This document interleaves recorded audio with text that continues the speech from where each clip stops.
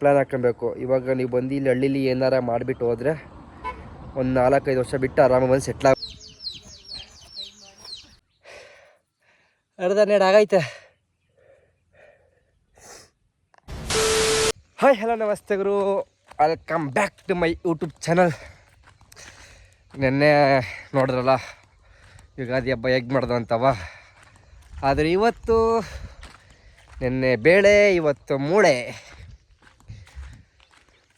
Mutton ನಮ್ಮದೇ ಒಂದು ಮರಿ, ಒಂದು ವಾತ್ ಮರಿ ಐತೆ. ಹೋದ ವರ್ಷನೇ ಒಂದು 4-5 ನಮ್ಮ ಫ್ಯಾಮಿಲಿಯವರೇ ದುಡ್ಡು ಹಾಕ್ಕೊಂಡು ಒಂದು ವಾತ್ ಮರಿ ತಗೊಂಡಿದ್ದೋ, ಅದು ನಾವೇ ಸಾಕಿದ್ದೀವಿ.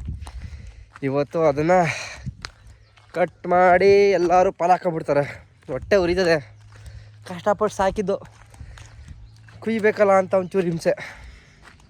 ನಾನು ಹೋಗಲ್ಲ ಕುಯ್ಯೋದಕ್ಕೆ, ಯಾಕೆ ಅಂತ ಅಂದರೆ ನನ್ನ ಮರಿ ಕುಯ್ಯೋದು ಕಂಡ್ರೆ ಆಗಲ್ಲ, ಭಯ.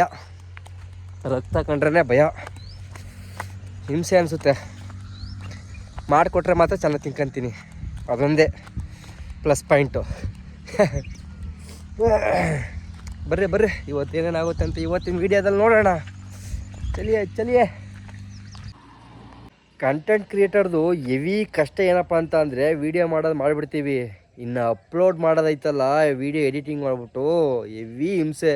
ನೋಡ್ರಿ ಎಲ್ಲಿಗೆ ಬಂದಿದ್ದೀನಿ ಅಂತ ಅಂದರೆ ಫುಲ್ಲು ಟಾಪಿಗೆ ಬಂದಿದ್ದೀನಿ.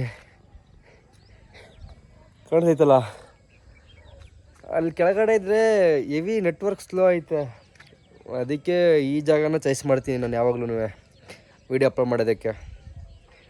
ಹಿಂದೆ ಕಾಣಿಸೈತಲ್ಲ, ಇದು ಬಂದು ನಮ್ಮದೇ ತೋಟ. ಈ ತೋಟನ ನಾವು ಆಲೇ 6 ವರ್ಷ ಆಯಿತು ತೆಂಗಿನ ಮರ ನೆಟ್ಟು, ಸೊಸಿನ ನೆಟ್ಟು, ಈಗ ಈ ಮಟ್ಟಕ್ಕೆ ಫಲ ಆಗಿದೆ. ಇದನ್ನು ನಮ್ಮಪ್ಪ ತುಂಬ ಕಷ್ಟಪಟ್ಟು ಬೆಳೆಸೋರೆ, ಇದನ್ನು ನಾವು ಉಳಿಸ್ಕೊಂಡು ಹೋಗ್ಬೇಕು. ಇಲ್ಲಿಂದ ನಾವು ಟೇಕ್ ಓವರ್ ಮಾಡಿದ್ರೆ ಇನ್ನೂ ಸಖತ್ತ ಬರುತ್ತೆ. ಅದೇ ಪ್ರಯತ್ನದಲ್ಲಿದ್ದೀನಿ ನಾನು. ಜೀವನಕ್ಕೆ ಸಾಕು ಇಷ್ಟು, ಇದಕ್ಕಿಂತ ಬೇಕಾ ಜೀವನ ಮಾಡೋದಕ್ಕೆ? ಯಾರಾದ್ರೂ ಇವಾಗ ಹುಡುಗರು ಬೆಂಗಳೂರಲ್ಲಿರೋರು ನಾನು ಒಂದು ಸೆಟ್ಲ್ ಆಗಬೇಕು ಅಂದ್ಕೊಂಡ್ರೆ ಇವಾಗಲೇ ಥಿಂಕ್ ಮಾಡಿಬಿಡ್ರಿ. ಮುಂದಿನ 4 ವರ್ಷ 5 ವರ್ಷಕ್ಕೆ ಮುಂಚೆನೇ ಪ್ಲ್ಯಾನ್ ಹಾಕೊಬೇಕು. ಇವಾಗ ನೀವು ಬಂದು ಇಲ್ಲಿ ಹಳ್ಳೀಲಿ ಏನಾರ ಮಾಡಿಬಿಟ್ಟು ಹೋದರೆ ಒಂದು 4-5 ವರ್ಷ ಬಿಟ್ಟು ಆರಾಮಾಗಿ ಬಂದು ಸೆಟ್ಲಾಗ್ಬೋದು. ಯೋಚನೆ ಮಾಡಿ ನಿರ್ಧಾರ ತಗೊಳ್ರಿ. ನೀವು ಸ್ಟಾರ್ಟಿಂಗ್ ನಾನು ಇವಾಗಲೇ ಹೋಗ್ಬೇಕು ಅಂತ ಬಂದುಬಿಟ್ರೆ ಹೆವಿ ಹಿಂಸೆ ಪಟ್ಬಿಡ್ತೀರ, ಕಷ್ಟಪಡ್ತೀರ, ಅದಂತೂ ನಿಜ. ನಾನು ಅದೇ ಥರ ಮಾಡಿದ್ದು. ನಾನು ಅವಾಗಲಿಂದನೂ ನಾನು ಬೆಂಗಳೂರಲ್ಲಿದ್ದಾಗ ಅಲ್ಲಿ 8 ವರ್ಷ ಏನೋ ಇದ್ದೆ ಬೆಂಗಳೂರಲ್ಲಿ, ಬಟ್ ಅಲ್ಲೂ ಕೆಲಸ ಮಾಡ್ತಾಯಿದ್ದೆ. ಅದಕ್ಕೂ ಮುಂಚೆ ನಾನು ಇಲ್ಲಿ ಬೋರ್ ಹಾಕ್ಸ್ದಾಗ ನಮ್ಮ ಅಪ್ಪಂಗೆ ಹೇಳ್ಬಿಟ್ಟೆ, ಅಪ್ಪ ನಾನು ಇಲ್ಲಿ ಬಂದು ಊರಿಗೆ ಸೆಟ್ಲ್ ಆಯ್ತೀನಿ, ನನಗೆ ಇಂಥದ್ದು ಮಾಡಬೇಕು, ಇಂಥದ್ದು ಮಾಡಿಕೊಡಿ ಅಂತ ಹೇಳಿ ನಾನು ತೆಂಗಿನ ಮರ ಹಾಕ್ಸಿದ್ದೆ. ಆಮೇಲೆ ಬಂದು ಬೇಕಾದ್ರೆ ಒಂದು ಹಸು ಕಟ್ಕೊಂಡು ಜೀವನ ಮಾಡ್ಕೊಂಡು ಹೋಗೋಣ ಅಂತ ಹೇಳಿ ಆವಾಗಲೇ ಪ್ಲ್ಯಾನ್ ಕೊಟ್ಟಿದ್ದೆ.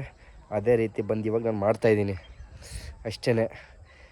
ಬಂದು ಹಿಂಗೆ ಸೆಟ್ಲಾಗೋರು ಊರಲ್ಲಿ ಈ ಥರ ಪ್ಲ್ಯಾನಿಂಗ್ ಹಾಕ್ಕೊಂಡು ಸೆಟಲ್ ಆಗಿ ಅಲ್ಲಿ ಗಂಟ ಬೆಂಗಳೂರಲ್ಲಿ ಆರಾಮಾಗಿ ದುಡಿತಾ ಇರ್ರಿ. ಊರಿಗೆ ಬಂದು ಸೆಟ್ಲಾಗಕ್ಕೆ ಎಷ್ಟು ಬೇಕಷ್ಟು ಅಮೌಂಟ್ನ ಕಲೆಕ್ಟ್ ಮಾಡ್ಕೊಳ್ರಿ. ಆಮೇಲೆ ಬಂದು ಊರಲ್ಲಿ ಸೆಟಲ್ಡ್ ಆಗಿ ಅಷ್ಟೇ.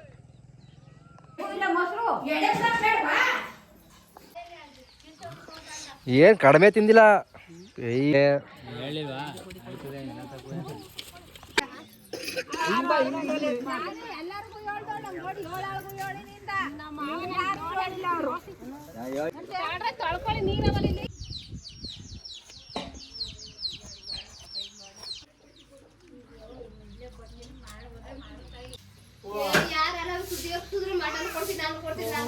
ಎಲ್ಲರೂ ಮನೆ ತಾವು ಮಟನ್ ಗಿಟನ್ ಕುಟ್ಕೊಂಡು ಮತ್ತು ಮಾಡ್ಕೊಂಡು ಎಂಜಾಯ್ ಮಾಡ್ತಾಯಿದ್ದಾರೆ. ನನ್ನ ಜೀವನ ನೋಡ್ರಿ, ಲೈಫ್ ಟೈಮ್ ಕಮಿಟ್ಮೆಂಟ್ ಅಂತಂದರೆ ಇದೇನೆ. ಹಸುಗಳು ಕಟ್ಕೊಂಡ್ರೆ ಯಾವುದೇ ಹಬ್ಬ ಇರಲಿ, ಯಾವನಾರ ಎಗ್ರು ಕಡಲಿ, ಎಂಥ ಶುಭ ಸಮಾರಂಭಗಳಿರಲಿ, ನಾವು ನಮ್ಮ ಕೆಲಸನ ಮಾಡಲೇಬೇಕು. ಅದನ್ನೇ ಲೈಫ್ ಟೈಮ್ ಕಮಿಟ್ಮೆಂಟು ಅನ್ನೋದು. ಇದನ್ನು ಬನ್ನಿ, ಟೈಮ್ ಆಗೋಗೈತೆ, ಬಿಸಿಲು ಬೇರೆ ಇಕ್ಕಿಳಿತೈತೆ. ಬೇಗ ಕಡ್ಡಿ ಕೂದಾಕ್ಬಿಟ್ಟು ತೊಗೊಂಡೋಗಿ ಹಸುಗೆ ಹಾಕ್ಬಿಟ್ಟು ಒಳಗಡೆ ಕಟ್ಟಾಕ್ಬಿಡೋಣ. ಜೈ ಅನ್ಸ್ಬಿಡೋಣ. ಯಬ್ಬಾ ಯಪ್ಪ ಸ್ವಾಮಿ, ಈ ಬಿಸಿಲಲ್ಲಿ ಕಡ್ಡಿ ಕುಯ್ಯೋದು ಸಾಕು, ಹಸಿಗೆ ತಗೊಂಡಾಗ ಹಾಕೋದು ಸಾಕು.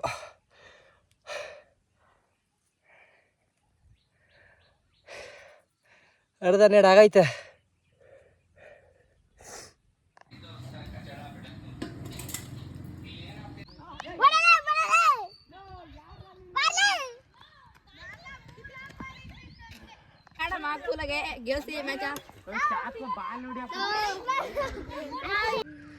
ನಾಲ್ಕು ಬಾಲ್ಗೆ ಔಟ್ ಮಾಡಾಕ್ಬಿಟ್ರು ನನಗೆ ಹೋಗತ್ತಾಗಿ.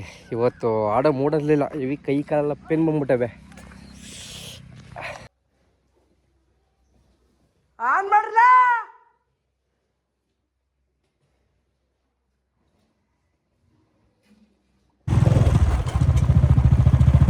ಅಪ್ಪ ಕೆಲಸ ಎಲ್ಲ ಮುಗೀತು. ಸದ್ಯಕ್ಕೆ ಕಾಲೆಲ್ಲ ಕರೆದಾಕಿ ತಗೊಂಡು ಹೋಗ್ತಾ ಇದ್ದೀನಿ. ತಗೊಂಡೋಗಿ ಡೈರಿಗೆ ಹಾಕಿ ರಿಟರ್ನ್ ಬಂದೆ ಮಲ್ಕೊಂತೀನಿ. ಹೆವಿ ಕಷ್ಟ ಆಗ್ಬಿಟ್ಟದೆ. ಈಗ ತಗೊಬಂದಿರೋ ಹಸುನಲ್ಲಿ ಹಾಲು ಕರೀಲಿಕ್ಕೆ ಆಗ್ತಲ್ಲ. ಹೆವಿ ಅಂದರೆ ಹೆವಿ ಹಿಂಸೆ. ನಮ್ಮ ಕರಿಯಮ್ಮ ಹೆವಿ ಬಕ್ಕಸ್ವರಿ ಗುರು. ಸೀರಿಯಸ್ಸಾಗೆ ಏನು ಎಷ್ಟು ಕೊಟ್ರು ಹಾಡೋದು ಮಾಡಾಕ್ತಾಳೆ. ಇನ್ನು ಇವು ನೋಡಿ ಹಂಗೆ ಹಾಸ್ಕ ಮಲ್ಕೊಂಬಿಟ್ಟವೆ. ಅದು ನಮ್ಮ ಕರ 7ಗೆ ಬರ್ತಾಯಿಲ್ಲ, 8ಗೆ ಬರ್ತಾಯಿಲ್ಲ. ಏನು ಮಾಡಬೇಕು ಅಂತ ಗೊತ್ತಾಗ್ತಾಯಿಲ್ಲ. ಯಾರ ಗೊತ್ತಿದ್ರೆ ಏನು ಮಾಡಬೇಕು ಅಂತ. ಇನ್ನೂ ಸಣ್ಣ ಕರ ಅಂದರೆ 1 ವರ್ಷ ಆಗೈತೆ. 1 ವರ್ಷ ಆದ್ರೂ ಇನ್ನೂ 7 ಬಂದಿಲ್ಲ. ಏನು ಮಾಡಬೇಕು ಅಂತ ಹೇಳ್ರಿ, ಟ್ರೈ ಮಾಡ್ತೀನಿ. ಕಮೆಂಟ್ ಬಾಕ್ಸಲ್ಲಿ ಕಮೆಂಟ್ ಹೊಡೀರಿ.